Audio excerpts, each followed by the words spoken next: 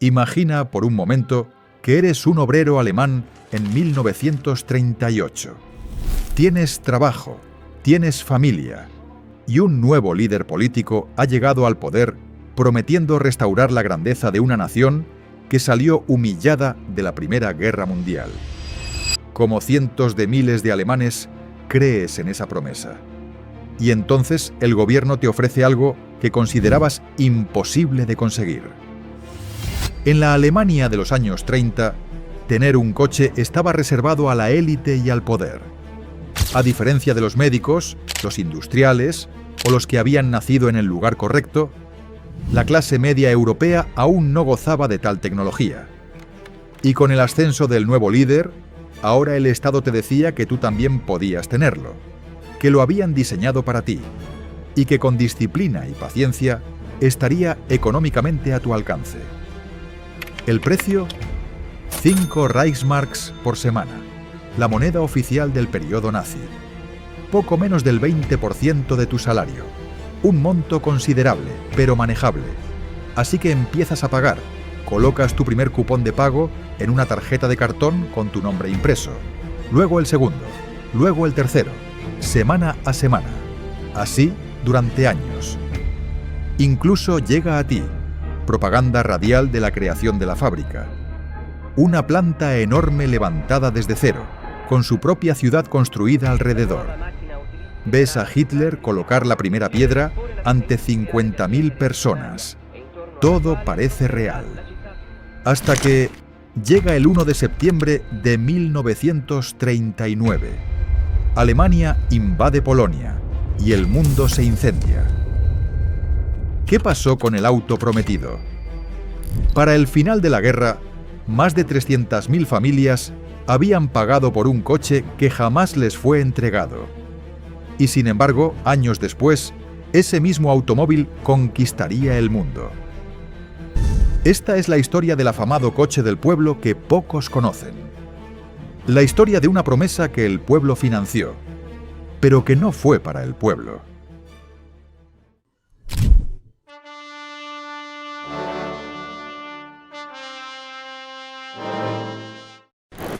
Para entender lo que ocurrió en 1938, hay que retroceder a una Alemania que todavía no era nazi.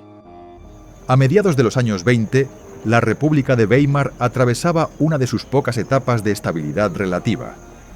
Las cicatrices de la Primera Guerra Mundial comenzaban a cerrarse, la economía respiraba con más calma, y en los círculos de ingeniería automotriz circulaba una idea que parecía inevitable.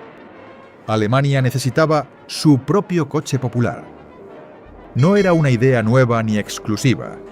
En Detroit, Henry Ford había demostrado una década antes que el automóvil podía dejar de ser un lujo de élite y convertirse en un bien de consumo masivo.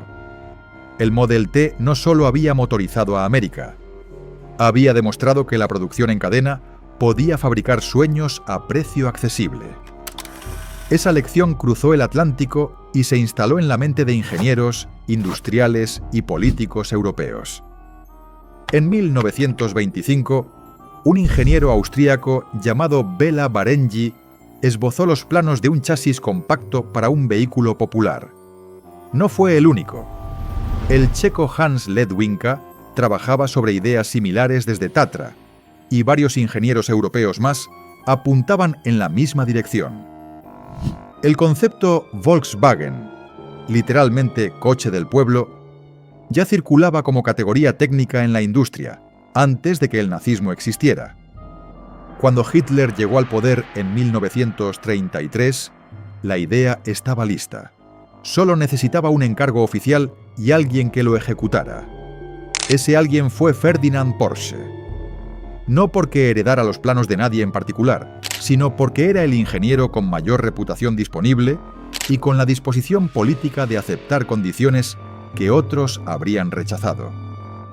En junio de 1934, la Asociación de Fabricantes Alemanes le encargó formalmente el diseño. El proyecto no partía de cero. Partía de una idea que llevaba años madurando en la industria. Pero la responsabilidad técnica de convertirla en un auto real recayó sobre su oficina en Stuttgart. Para Porsche y su equipo, el verdadero desafío iba más allá de lo técnico. El precio prometido resultaba imposible. Con los costos de materiales, la escala de producción necesaria y los márgenes mínimos de operación, fabricar ese auto por menos de 990 Reichsmarks, unos $8.000 de hoy, requería subsidios estatales masivos o un milagro de ingeniería que la realidad industrial de la época no podía garantizar. Pero la cifra tenía otra función. No era un precio de mercado, era una promesa política. Y las promesas políticas no necesitan ser rentables, solo ser creíbles el tiempo suficiente. Para 1936, el proyecto llevaba 2 años en marcha y los resultados eran lamentables. 3 prototipos y gastos acumulados de 1,75 millones de Reichsmarks, unos 15 millones de dólares actuales. Ninguno de esos prototipos podía fabricarse al precio prometido sin incurrir en pérdidas. Los ingenieros lo sabían, los fabricantes lo sabían, pero nadie en la cadena de mando tenía incentivo para decírselo en voz alta a quien había convertido ese precio en una promesa pública. El sueño se mantuvo intacto. La realidad, sin embargo, quedó enterrada bajo capas de entusiasmo institucional. Lo que vino después no fue un plan industrial, fue algo mucho más interesante y mucho más oscuro. En 1937, el proyecto cambió de manos, y con ese cambio quedó claro que el coche del pueblo nunca había sido en realidad un proyecto para el pueblo.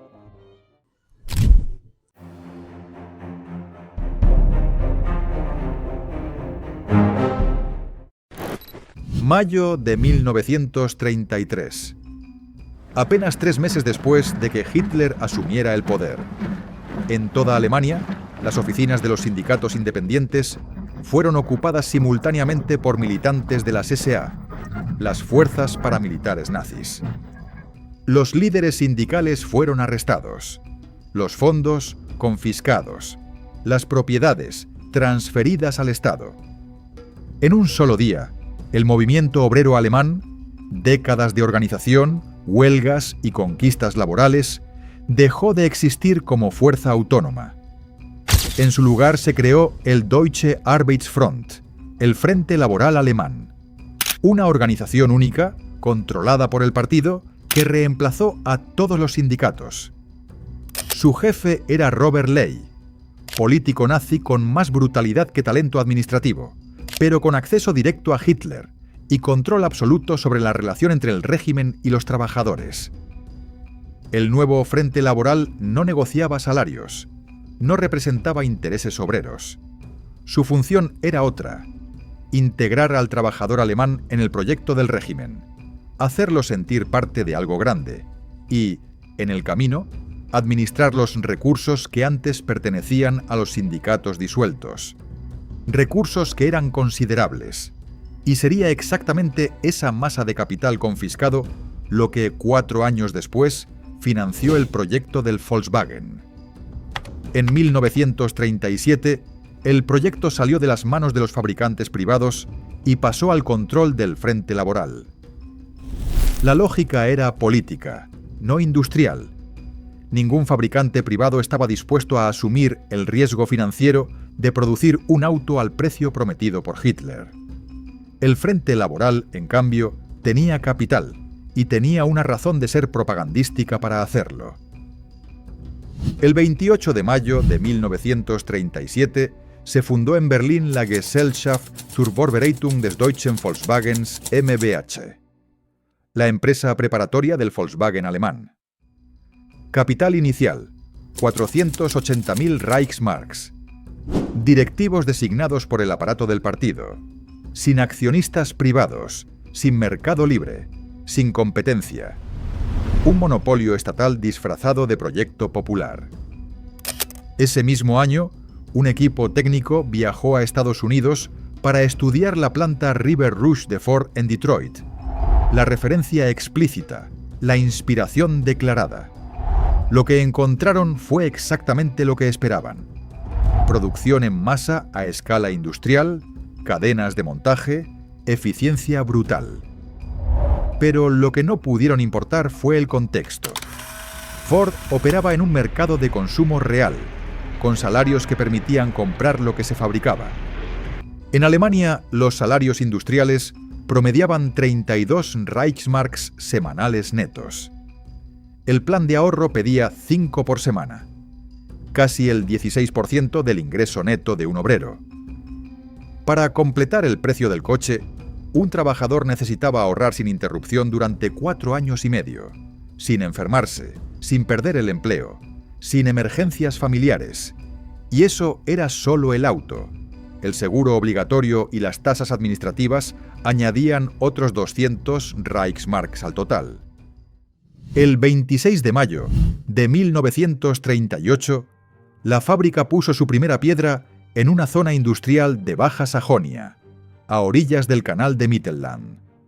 La ceremonia reunió a más de 50.000 personas, convocadas en su mayoría por decreto del Frente Laboral. Hitler habló. Las cámaras filmaron. La imagen de una Alemania que avanzaba hacia el futuro llegó a los noticieros de medio mundo.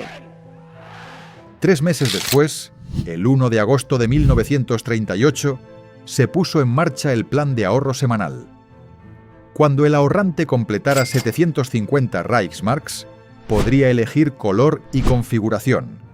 Cuando completara 990, recibiría su vehículo. La respuesta popular fue real. No fue fabricada. Los alemanes creyeron en la promesa porque la promesa tenía forma. Tenía cupones, tenía una fábrica visible, tenía un precio anunciado. Para septiembre de 1939, más de 336.000 personas habían comenzado a ahorrar. El total acumulado superaba los 110 millones de Reichsmarks, casi 900 millones de dólares de hoy. Y entonces llegó el 1 de septiembre de 1939. Alemania invadió Polonia, la Segunda Guerra Mundial comenzó, y la producción del coche del pueblo, que en realidad nunca había comenzado en serio, se detuvo por completo. La fábrica existía, las máquinas existían, pero el auto para el que habían ahorrado 300.000 familias alemanas nunca volvería a estar en los planes.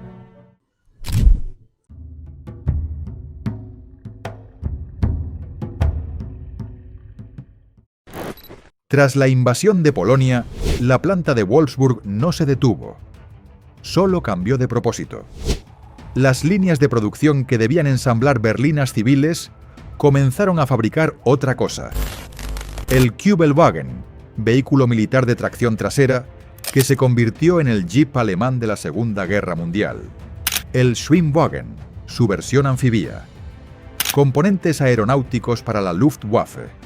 Y piezas para otros sistemas del aparato de guerra. El proyecto del coche del pueblo se había transformado, sin anuncio oficial, en un proyecto de guerra.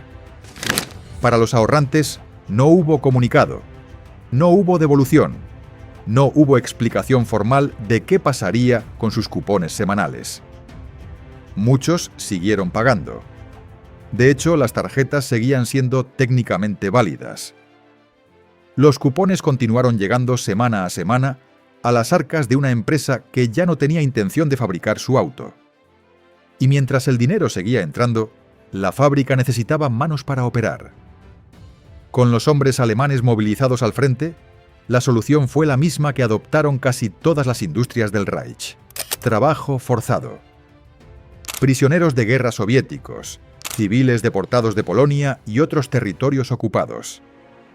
Para 1943 y 1944, esas personas representaban entre el 70 y el 80% de la mano de obra de producción. Aproximadamente 20.000 en total, en distintos momentos del conflicto. La fábrica que iba a representar el bienestar del obrero alemán funcionaba, en su etapa más productiva, con trabajo no remunerado y coercitivo. El gobierno nazi pagaba a la fábrica por cada vehículo militar que salía de Wolfsburg, En las oficinas, los directivos del Frente Laboral contabilizaban contratos y utilidades. Los ingresos del complejo pasaron de 31 millones de Reichsmarks en 1940 a 297 millones en 1944.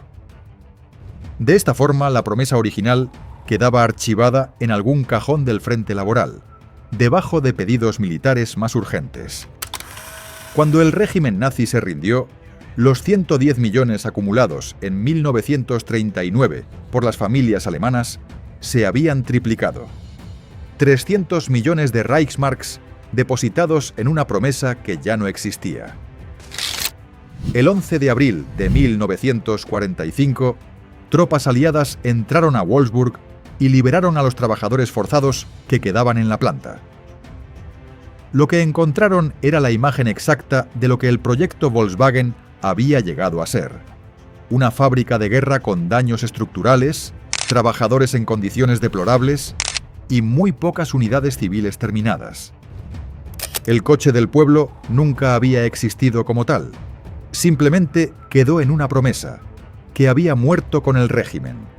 O eso parecía.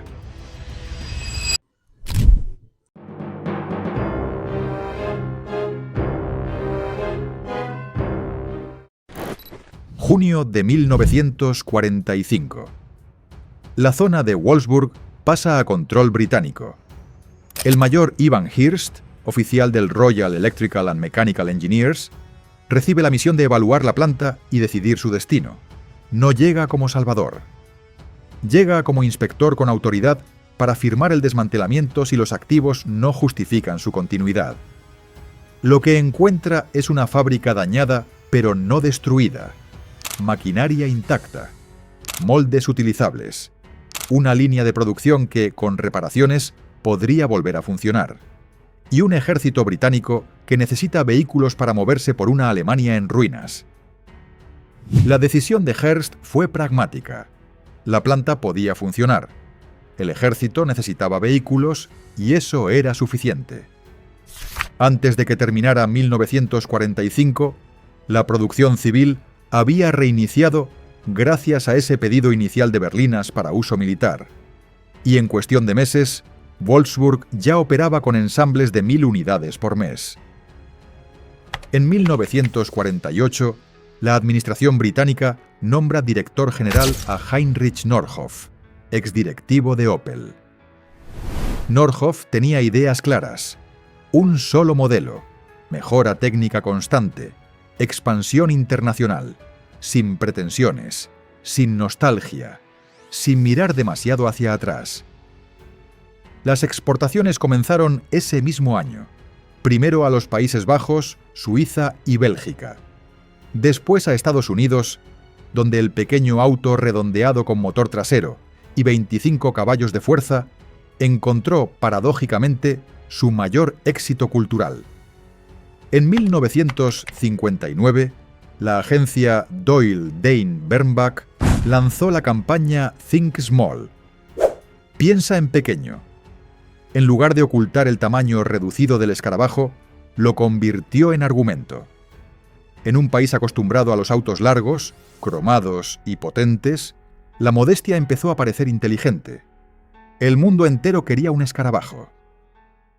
Durante los años 60, mientras Detroit producía potencia y ostentación, el Volkswagen se convirtió en el vehículo favorito de la generación que rechazaba exactamente eso. Los hippies, los estudiantes, los que marchaban contra la guerra y cuestionaban el consumismo americano. Un auto nacido de la propaganda nazi, sin que casi nadie lo notara, fue adoptado como símbolo de la libertad individual.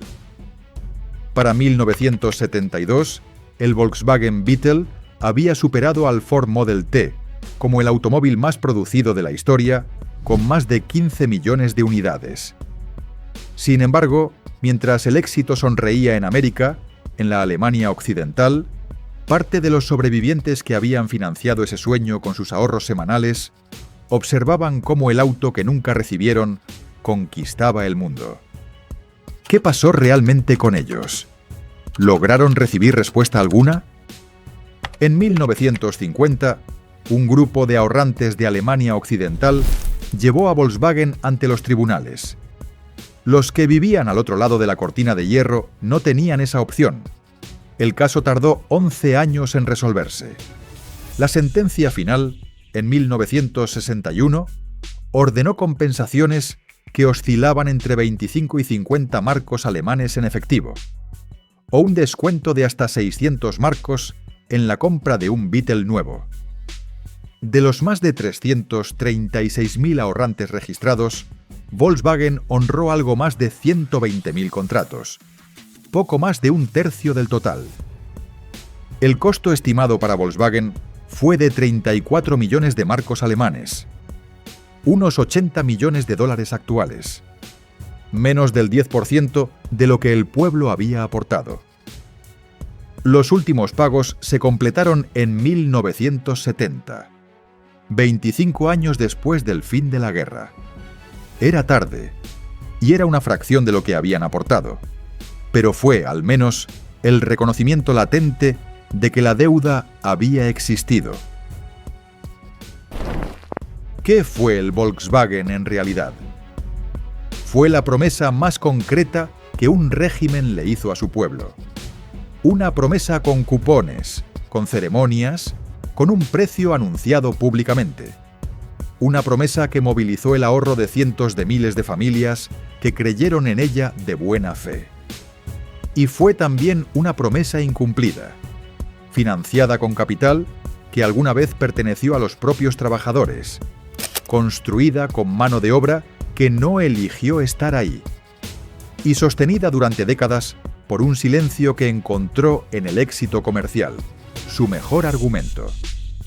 El auto que ningún obrero alemán recibió en su momento terminó siendo el más vendido de la historia, el símbolo del milagro económico de posguerra. ¿Y tú qué opinas de los orígenes auténticos del Volkswagen?